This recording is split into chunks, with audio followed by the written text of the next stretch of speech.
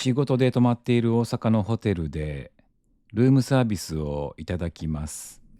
すいません。シャリアビンステーキと、シャリアビンステーキを一つ、クリームコーンスープ。クリームコーンスープ。はい。シャリアビンステーキの方、パンかライスつきますが、どちらしましょうか？ライスで。ライスの方でかしこまりました。ライスって大盛りできますかね？はい、できます。じゃあ、はい、それで。かしこまりました。シャリアビンステーキのライスが大盛りがお一つと、コーンクリームスープがお一つですね。はい。お時間の方30分から40分かかってしまいますが、よろしいでしょうか？大丈夫です。かしこまりました。では、出来次第お部屋の方にお持ちいたします。じゃあ、お願いします。しばし、仕事しながら待ちます。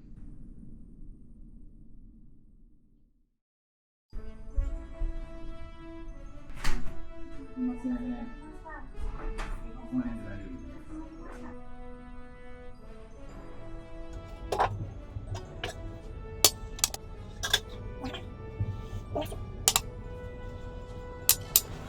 す。やってまいりました。このコーンクリームスープをですね、お皿に移して、そしてこのクルトンの量、ありがたいですね。クルトンって美味しいですもんね。美しい。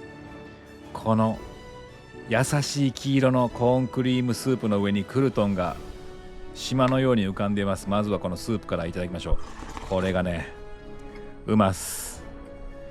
コーンの風味と、そしてこれね、生クリームがたっぷり使ってあるんで、コーンスープのゴージャスバージョン、そんな感じがいたします。そしてシャリアピンステーキ、もう私も初めて聞きました。これね、お肉を叩いて柔らかくして、しかもそれを玉ねぎのみじん切りにつけることによって、玉ねぎの成分によってお肉がさらに柔らかくなると、そういう料理なんですって。これがね、この帝国ホテルの料理長だった筒井さんという方が考案したらしいんですけれども、それもですね、この日本にね、オペラ歌手の、フョードル・シャリアピンっていう人が来て、その人が歯が具合が悪くて、なんか歯が痛かったのか、入れ歯の不具合かなんかで、ちょっとその硬いのが食べられないと、柔らかい肉が欲しいっていう要望に応えて、このシャリアピンステーキ、このステーキを柔らかい、とにかく柔らかいステーキを作ろうってことでできたのが、このシャリアピンさんのために作ったシャリアピンステーキっていうことらしいんですよ。だからこれ帝国ホテルの筒井さんが、考案されたので、このホテル発祥なので、これ日本以外ではシャリアピンステーキっていうのはほとんどないんですって。知られてないんですって。本当にここ独自のステーキということなんですが、もう早速私の方はもう食べてますけれどもね、やっぱり柔らかいです。すごく柔らかい。だから普通のステーキとはちょっと一味違った感じで、玉ねぎに漬け込んでもいるし、そして上にですね、飴色に多分炒まった甘い玉ねぎがブワーッと敷き詰められてるんですよね。それと一緒に、いただくと、これ窓から見える大阪の景色、これ水上バスなんです。これね、陸地から川に入ったんですよ。これは水上バスです。大阪のちょっとした名物です。なんですって。知らない料理があるもんですよね。オペラ歌手のシャリアピンさんが、歯がちょっと具合悪いから柔らかい肉食いたいっつって、歯具合悪かったら肉食わんでもええんちゃうかっていう話もあるんですけれども、そこはやっぱりね、帝国ホテル、客の要望にはしっかりと何とかして応えてくれるというね、さすが老舗の日本を代表するホテルです。これだからお肉にね、ステーキですけど、特にソースというものはかかってないんですよ。玉ねぎについている味でいただくみたいな感じですよね。で、付け合わせポテトとかね、トマトとかね、アスパラかな。でライスと、これライスを大盛りにしてます。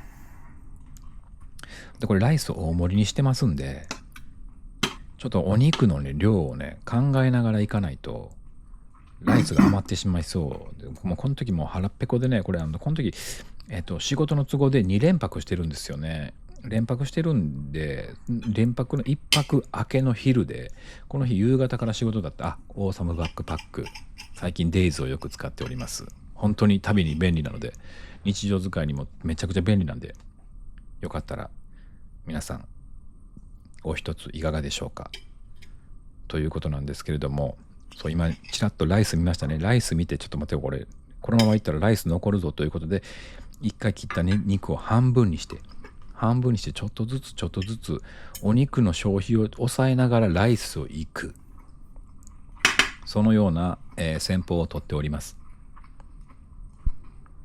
この日もね景色が強く見えてね、めちゃくちゃ晴れってわけでもなかったんですけれども、気持ちのいい景色でございましたよね。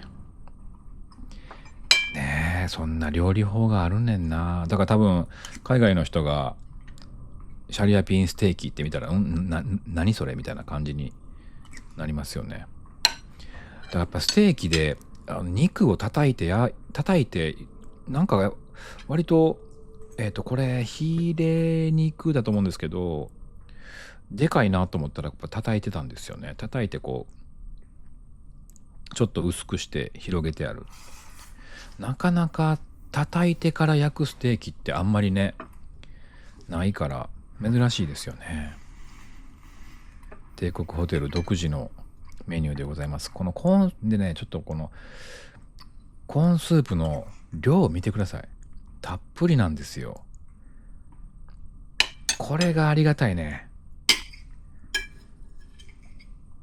普通のこのなんかお肉とかのなんかそのセットとかについてくるスープって割とちょっと量少ないじゃないですか。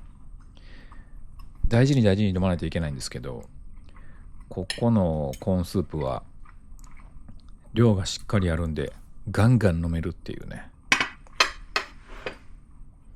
ことなんです。でちょっとね、俺こうナイフとフォーク使ってていっつも思うんですけど、今これいきますね。これ左手にフォーク持ってますよね。ちょっと待ってくださいね。今一旦立って塩持ってきます。結局ライスに塩を振ってしまう。塩飯うまいんですよね。振ってしまうことをお許しください。でこれね、僕普通左手にフォーク持って、右利きの人はね左手にフォーク持って右手でナイフで切って食べるじゃないですか。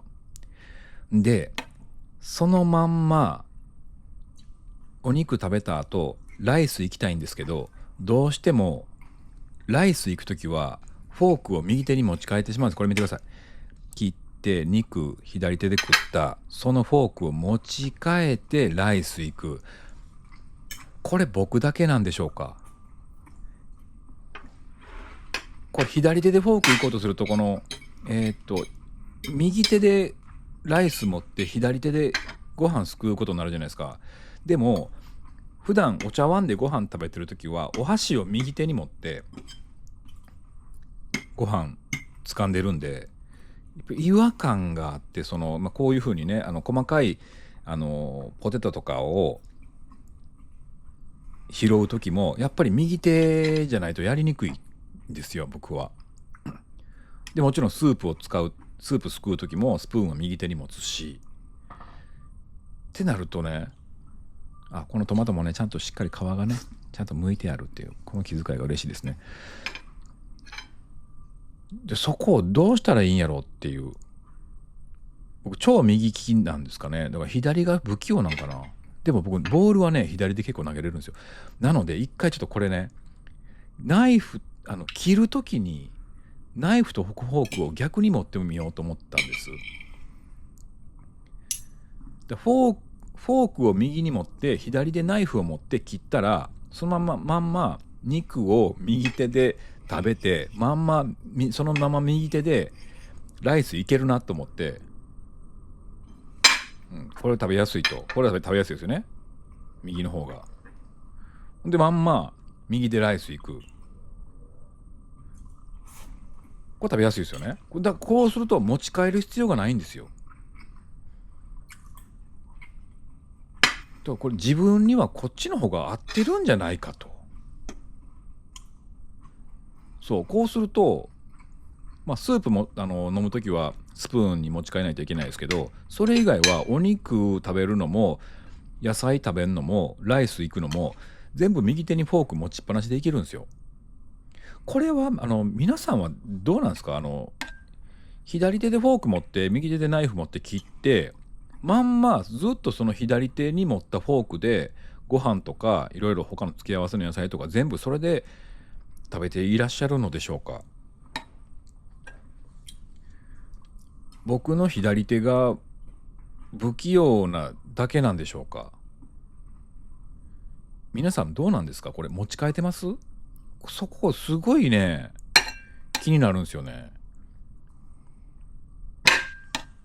これどうなんやろう？不器用なんかな、左が。だから結構ね、左手でナイフ持って切んのがちょっとまだまだ慣れないので、ちょっとうまく切れなかったり案外するんですよね。あんな切るっていうギコギコやるだけの作業やけど、ほらうまいことね切れないんですよ。これが肉が割れたりとかしてしまって、簡単な作業なはずなんですけどなかなかうまくいかない。ちょっとなんかこれ食べやすいやんみたいな。食べやすいのは食べやすいんですよ。この左手でナイフ持って切るのに慣れてしまえば、すみません、なんかもう左とか右とかもうすごい何回も言いますけど、今までなんで逆にこれをしなかったんだろうってい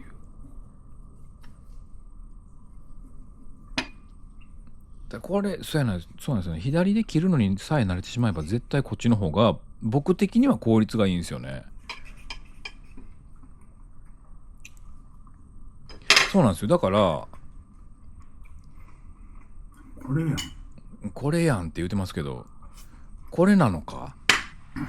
本当にこれなのか？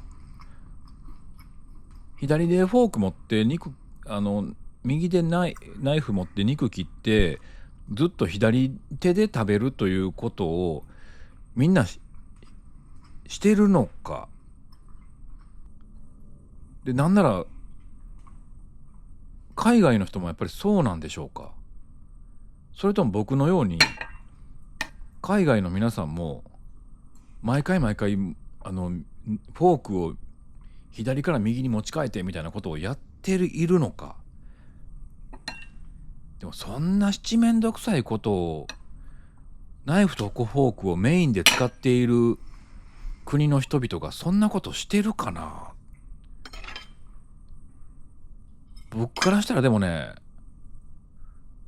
フォークを左手で使うっていろんなものを食べるっていうのは左手でお箸持って食べてるような、そんな感覚というかそんなやりづらさがあるんですよね。これがわからないんですよね。むずいんですよね。ちょっと皆さんのこれご意見聞かせていただきたい。いやいや何を言ってるの、左手にフォーク持ってそれで全部言ってるよなのか、いやわかるぞ得意、俺もその疑問は持っていたぞなのか。